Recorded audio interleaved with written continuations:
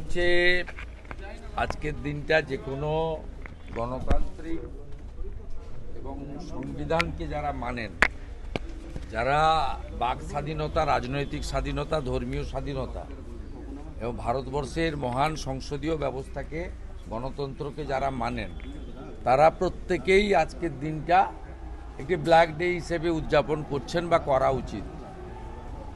এবং আমাদের যুব মোর্চা মক পার্লামেন্টের মধ্য দিয়ে এটা অবজার্ভ করছে। আমি সহ আমাদের যারা এমএলএরা কলকাতায় আছেন, কালকে অ্যাসেম্বলি শেষ হয়ে গেছে, তারা এখানে ডক্টর ইমরান খানের আহ্বানে আমরা জাস্ট ওদেরকে এনকারেজ করতে এসেছি এবং দেখতে এসেছি। এবং আজকের দিনটাতে আপনার ভারতবর্ষের গণতন্ত্র, সংবিধান হত্যা করা হয়েছে এবং বিশেষ করে আক্রমণের কেন্দ্রবিন্দু ছিল রাষ্ট্রীয় স্বয়ংসেবক সংঘ এবং জনসংঘ, তার সাথে মিডিয়া, সংবাদপত্র। এবং সেই কালা দিনটাকে আমরা স্মরণ করার সাথে সাথে এটাও আমরা স্মরণ করব যে এই ধ্বংসাত্মক রাজনীতির যিনি পশ্চিমবাংলার নেতৃত্ব দিচ্ছেন, যিনি সংবিধানের 4টে পিলারের কোনো পিলারকে মানেন না, law maker, bureaucrat, judiciary, media, সেই মমতা ব্যানার্জি, তিনি কিন্তু 1975 সালে জয়প্রকাশ নারায়ণের গাড়ির উপরে দাঁড়িয়ে তিনি জরুরি অবস্থার পক্ষে কি করেছিলেন তার প্রামাণ্য ছবি সবার কাছে আছে।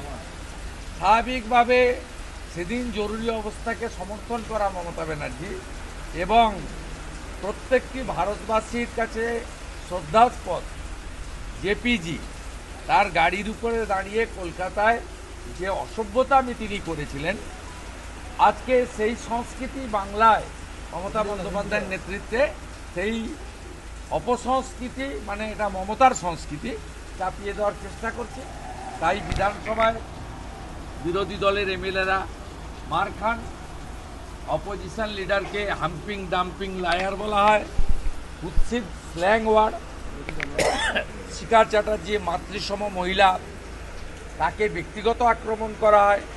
অগ্নিমিত্রা পাল, তার যে নিজস্ব একটা আলাদা উল্লেখযোগ্য কোয়ালিটি, তাকে আক্রমণ করে বলেন যে আপনার ফ্যাশন শুনবো, তো আপনার কাছে রাজনীতি শুনবো না।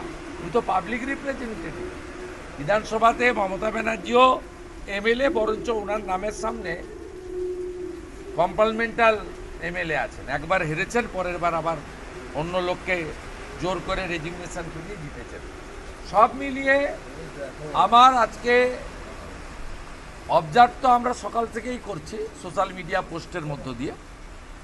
আর এখানে ইউথ যুব মোর্চা, আমাদের ইউথ অর্গানাইজেশন, ফ্রন্টাল অর্গানাইজেশন, তাদের কাছে আমি এসেছি, বা আমার সাথী কয়েকজন এমএলএও হয়তো এসেছেন বা আসবেন, এনকারেজ করতে। এবং পশ্চিমবঙ্গে জরুরি অবস্থার মতোই পরিস্থিতি চলছে, এখানেও সংবিধান প্রতিদিন প্রতি মুহূর্তে হত্যা হচ্ছে।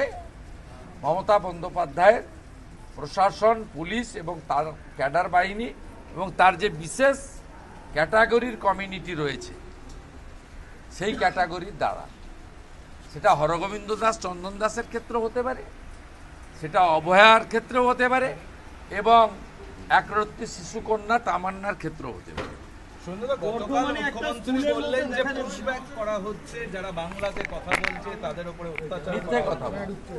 মিথ্যে কথা বলছে। যারা ভারতীয় আধার কার্ড, এপিক কার্ড আছে, তাদের সঙ্গে কেউ সংঘাত করছে না। 2,36,000 রোহিঙ্গা মুসলমানকে পুশব্যাক করেছে এবং এটা অত্যন্ত ভালো কাজ করেছে আমাদের বিএসএফ। আমি তাদেরকে স্যালুট করি। আমার কাছে এটা 3 লক্ষের কাছাকাছি হবে। আমি 15 দিন আগে একটা খবর পেয়েছিলাম 2,76,000 খুব করেছে। এবং ওরাও বার্মা হয়ে বাংলাদেশ থেকে এসেছে, ওরাও বাংলাতেই কথা বলে। তাই মমতা বন্দ্যোপাধ্যায়ের ক্লিয়ার করা উচিত যে ভারতে থাকা ভারতীয়দের বাংলা ভাষা না রোহিঙ্গাদের বাংলা ভাষা? ভারতীয়রা নরেন্দ্র মোদীজির হাতে সুরক্ষিত, তিনি যে ধর্মের হোক যে ভাষার হোক, এটা নিয়ে কোনো বক্তব্য নেই। আর নরেন্দ্র মোদীজি শরণার্থী হয়ে আসা, বাংলাতে কথা বলা বাংলাদেশের হিন্দুরা ধর্মীয় কারণে যারা এসেছেন তাদের জন্যই তিনি হিস্টোরিক সিএএ তিনি চালু করেছেন, যার সুফল সবাই পাচ্ছেন। এবং বিশেষ করে পায়েলগামে হিন্দু বলে খুন করে দেওয়া বিটন অধিকারী স্ত্রী, তিনি তার সবচেয়ে বড় উদাহরণ। এই মমতা ব্যানার্জি বলেছিল আমরা সমনাগরিক, সিএ এর প্রয়োজন নেই। তো আজকে বিটন অধিকারী স্ত্রীর হাতে সার্টিফিকেট তুলে দেওয়ার মধ্য দিয়ে আমাদের যশস্বী স্বরাষ্ট্র ও সমবায় মন্ত্রী অমিত শাহজির দপ্তর অর্থাৎ স্বরাষ্ট্র দপ্তর প্রমাণ করেছে হিন্দু শরণার্থীদের জন্য সিএএ এর কেন প্রয়োজন। মমতা ব্যানার্জির এই মায়া কান্না না কাঁদলেই হবে। উনি বরঞ্চ হরগোবিন্দ দাস, চন্দন দাস, তামান্নাদের মতো ঘটনা উনার জিহাদিরা ঘটাচ্ছেন, সেটা কি করে বন্ধ করা যায় সে ব্যবস্থা করুন।